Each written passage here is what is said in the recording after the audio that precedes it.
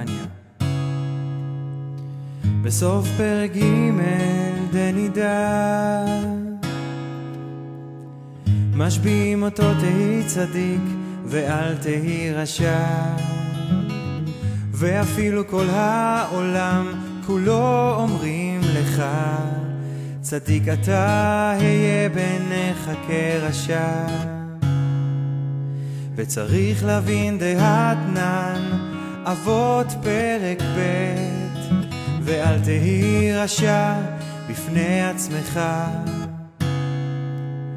וגם אם יהיה בעיניו כרשע ירא לבבו ויהיה עצב, ולא יוכל לעבוד השם בשמחה ובטוב לבב. ואם לא ירא לבבו כלל מזה, יכול לבוא לידי קלות חס ושלום. אך העניין כי הנה מצינו בגמרא ה' חלוקות, צדיק וטוב לו, צדיק ורע לו, רשע וטוב לו, רשע ורע לו, ובינוני.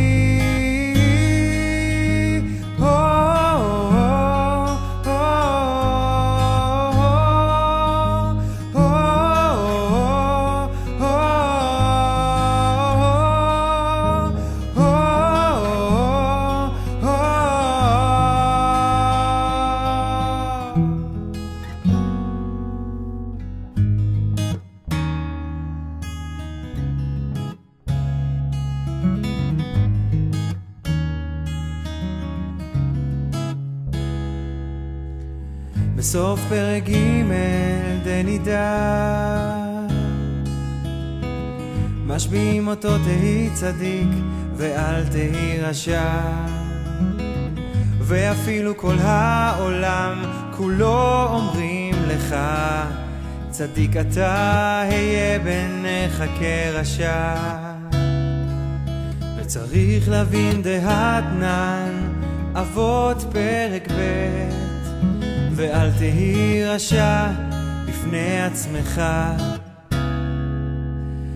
גם אם יהיה בעיניו כרשע ירא לבבו ויהיה עצב, ולא יוכל לעבוד השם בשמחה.